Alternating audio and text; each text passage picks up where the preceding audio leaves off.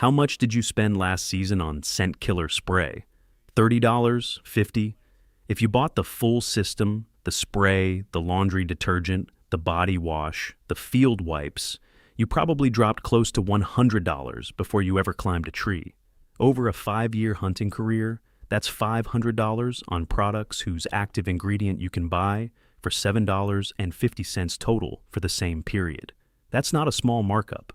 That's a business model built on hunters not reading the back of the bottle. Now let me tell you what's in those bottles. The active ingredient in most commercial scent killer sprays is hydrogen peroxide, not a proprietary formula, not a patented compound. Hydrogen peroxide, the same brown bottle sitting under your bathroom sink right now that costs $1.50 for 32 ounces at Walmart. The chemistry is simple. Hydrogen peroxide is H2O2, 2 hydrogen atoms and 2 oxygen atoms. Water is H2O.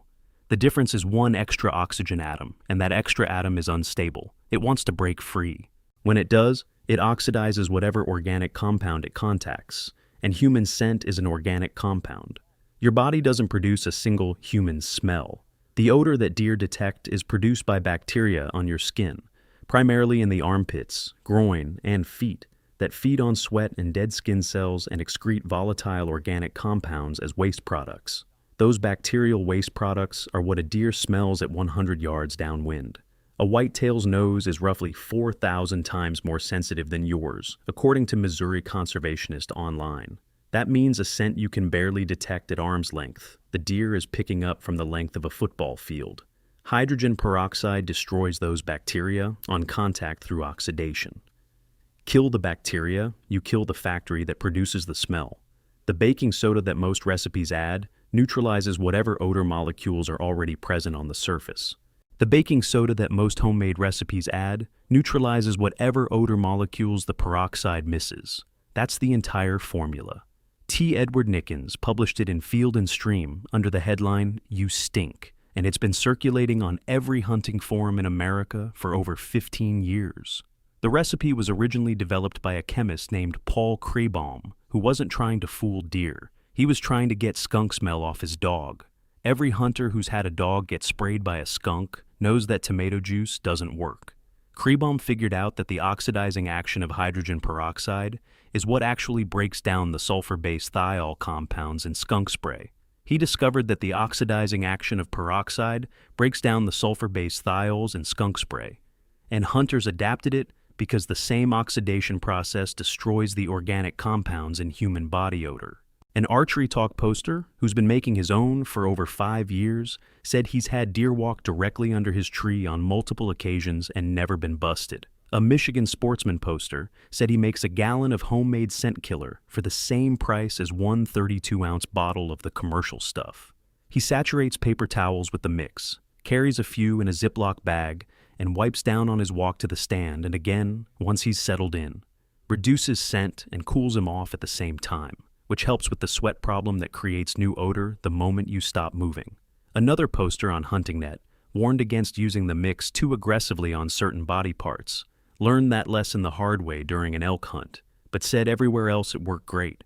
A poster on the GON forum makes his with peroxide, baking soda, and boiled leaves from his hunting area, pours it into spray bottles, and says it's as good as anything he's bought off a shelf. Multiple hunters across Archery Talk, Missouri Whitetails, Arkansas Hunting, and HuntingNet independently confirmed the same thing. The homemade peroxide formula works as well or better than the $8 to $15 commercial sprays. And here's the part that should bother you. Most commercial scent killer bottles don't list their ingredients.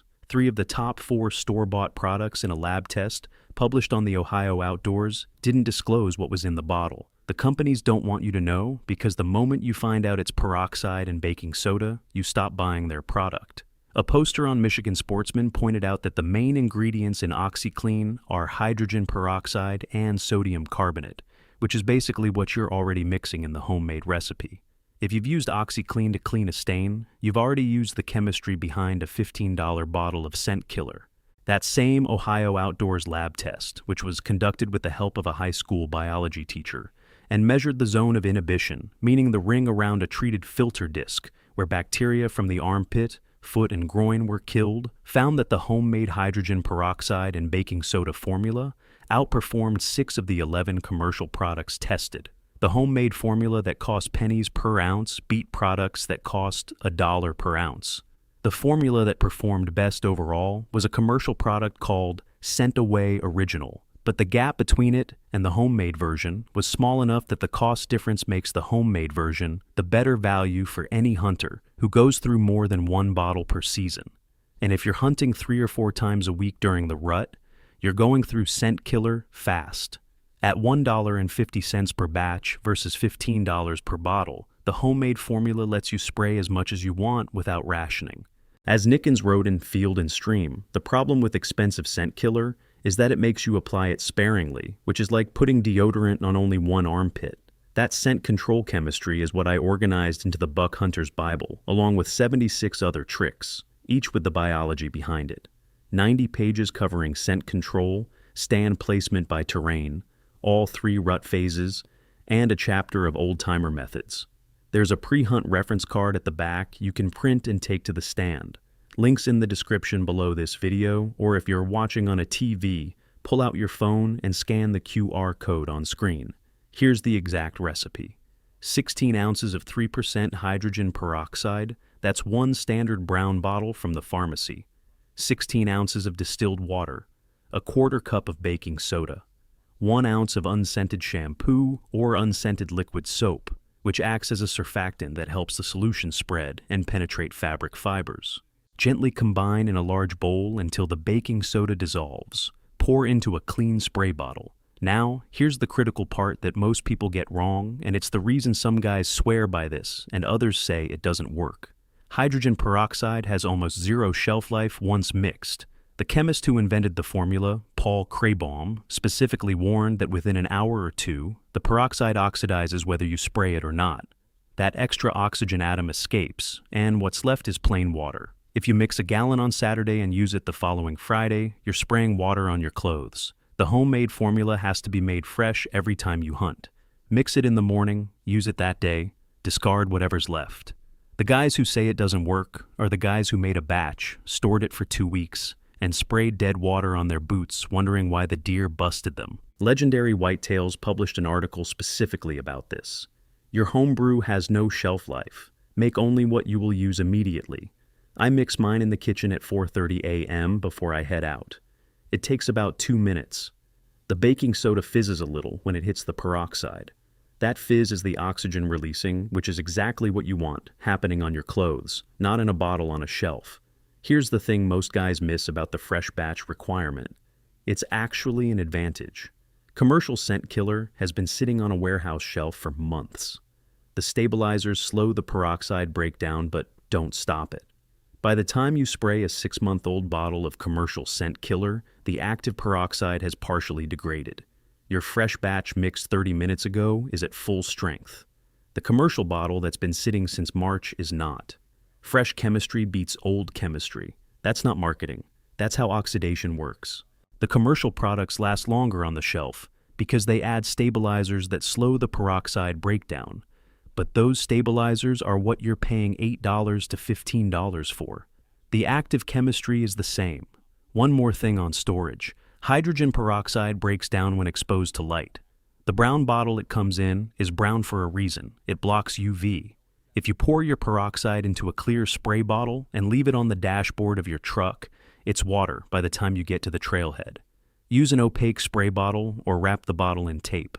I use a cheap black spray bottle from the dollar store and mark it with a piece of tape so my wife doesn't accidentally use it to water her plants. She sprayed her orchids with my Scent Killer once.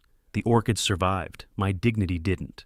A GON poster who buys pool-grade 27% hydrogen peroxide and dilutes it down to 3% gets a full season of material for about $10 and stores the concentrate in a dark cabinet in his garage. Now, I need to talk about what this spray does not do, because this is where the scent control conversation goes. Off the rails every single season, and I'm not going to contribute to that. No spray, commercial or homemade, eliminates 100% of human odor. A poster on the Graybeard Outdoors forum in the Anise oil thread said it clearly. A hunter soaked in Scent Killer is still a hunter. the deer will still smell you. What the peroxide spray does is reduce the bacterial load on your skin and clothing that produces the strongest component of human odor. It doesn't make you invisible. It buys you a smaller scent plume and a shorter detection window, which translates to more time before a deer downwind identifies you as a threat. Combined with hunting the wind, wearing rubber boots, storing your clothes in a sealed tote with native vegetation, and walking slowly so you don't sweat. A Michigan Sportsman poster uses cheer-free detergent for all his hunting clothes because it's one of the few detergents without scent, dyes, or brighteners, and it's approved by the U.S. military. He doesn't even buy hunting-specific laundry soap. The peroxide spray is one layer in a system that makes you harder to detect. Not undetectable, harder to detect. Every old-timer who killed deer for 30 years before scent killer spray existed will tell you the same thing.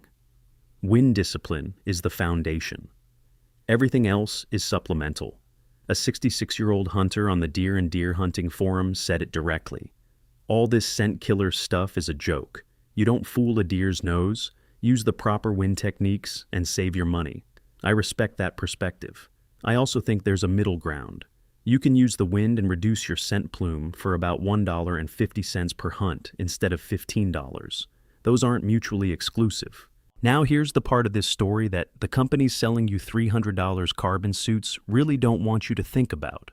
In a federal class action lawsuit filed in Minnesota, hunters sued ALS Enterprises, the maker of ScentLock, along with Cabela's and Gander Mountain, alleging false advertising. Federal District Court Judge Richard Kyle ruled that ScentLock's advertising claims, including phrases like odor-eliminating technology, eliminates all types of odor, complete scent elimination, scent-free, and works on 100% of your scent 100% of the time, were all false statements as a matter of law. During testimony, ScentLock's own vice president of marketing was asked, "In this ad, you said 100% of your scent, 100% of the time, correct?" He answered yes. He was then asked, "Is that true?" He answered no. The plaintiff's expert, an activated carbon specialist, examined ScentLock's carbon liner under a microscope and found that only 27% of the fabric surface area contained carbon dots, meaning 73% of the fabric had zero carbon contact with odor molecules. His professional opinion, there is no way this product can eliminate odor. That testimony, under oath, from a member of the Activated Carbon Hall of Fame, came from ScentLock's own hired expert. Now, I have to be fair. That ruling was later reversed on appeal by the Eighth Circuit, which found the terms odor eliminating and reactivation were not false when evaluated against competing dictionary definitions. ScentLock's own expert testified their products blocked 96 to 99% of odor compounds compared to 5 to 55% for non-carbon clothing. The plaintiffs countered with tests showing that up to 90% of odor trapped by ScentLock fabric is released when exposed to open air, and that reactivation in a household dryer restored the carbon to less than 20% effectiveness. So, the science on carbon clothing is actively debated, not settled. But here's what isn't debated. You don't need a $300 suit to reduce your scent. A $1.50 bottle of hydrogen peroxide, mixed fresh, applied the morning of your hunt, destroys the bacteria that produce the odor in the first place. The carbon suit traps odor after it's produced. The peroxide prevents the odor from being produced. Those are two different approaches, and the one that costs $1.50 works at the source. A $300 carbon suit that traps 96% of your odor still lets 4% through. 4% of human odor is still more than enough for a mature buck to identify you at 50 yards on a calm morning. The peroxide approach reduces what's produced in the first place, which means even the 4% that escapes any barrier system is weaker. There's another layer to this that's developing right now, and it's worth knowing about even if it doesn't affect you yet. PFAS, which stands for per- and polyfluoroalkyl substances, are a class of synthetic chemicals used in water-resistant, stain-resistant, and performance fabrics. The outdoor apparel and hunting clothing industries have used PFAS for decades because they make fabric repel water and resist staining. They're the chemicals that make your hunting jacket shed rain. The problem is that PFAS don't break down in the environment, which is why they're called forever chemicals. Research has linked PFAS exposure to reproductive problems, endocrine disruption, and other health concerns. As of January 2025, California and New York banned the sale of new apparel containing intentionally added PFAS. Colorado started requiring PFAS disclosure labels on outdoor apparel the same month. Maine's ban takes effect in 2026. Minnesota restricted PFAS in multiple product categories. As of early 2025, California, New York, Colorado, Maine, Minnesota, Connecticut, Vermont, Washington, Maryland, Hawaii, Illinois, New Hampshire, Rhode Island, Oregon, and New Mexico have enacted some form of PFAS restriction on consumer products. That's 15 states with laws on the books and several more with active legislation. Nearly 350 PFAS bills were introduced across 39 states in 2025 alone. This matters for hunters because the performance hunting clothing you're wearing right now, the rain-shedding, scent-trapping, $200 to $400 jacket from the big brands, likely contains PFAS. The water-repellent finish that keeps rain from soaking through your jacket is almost certainly a PFAS-based treatment. The same chemicals that make the fabric perform are the chemicals that accumulate in your bloodstream and don't leave. A 2021 study led by scientists at Toxic Free Future and the University of Washington found PFAS in 100% of breast milk samples tested. Those chemicals are in the fabric treatment, and they're going to be regulated out of the market over the next few years.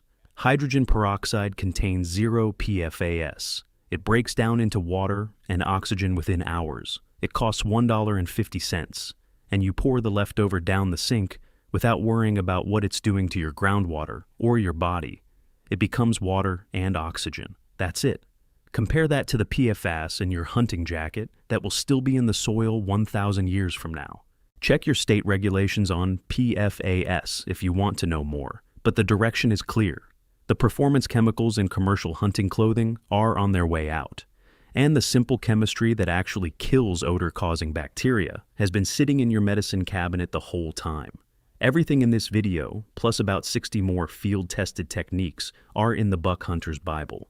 It's the field reference I keep going back to because every trick has the reasoning behind it. Scent chemistry, application methods, stand placement by terrain, rut phase tactics, and a full chapter of old-timer methods.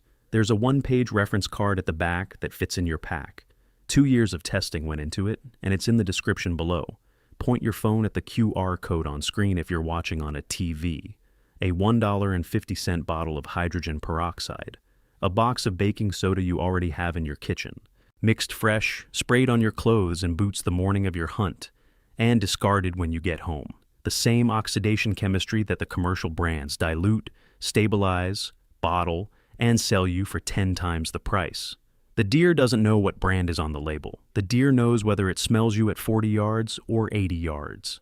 And the difference between those two numbers is the difference between a buck that blows and a buck that gives you 5 more seconds of broadside at a distance where your pin is steady. That's all scent control has ever been. Not invisibility, 5 seconds. And if you're set up right, with the wind in your face and your pin on the right shoulder, 5 seconds is more than enough. The old-timers killed deer for a century before scent killer spray existed. They did it with wind, patience, and clean clothes. The peroxide just gives you one more edge on top of what already works, and it costs less than the gas to drive to the trailhead. 3 ingredients. 2 minutes to mix. 0 shelf life, which means it's always fresh. And the deer that's been busting you at 40 yards all season might give you that extra 10 yards of buffer that puts him in your lane instead of outside your range.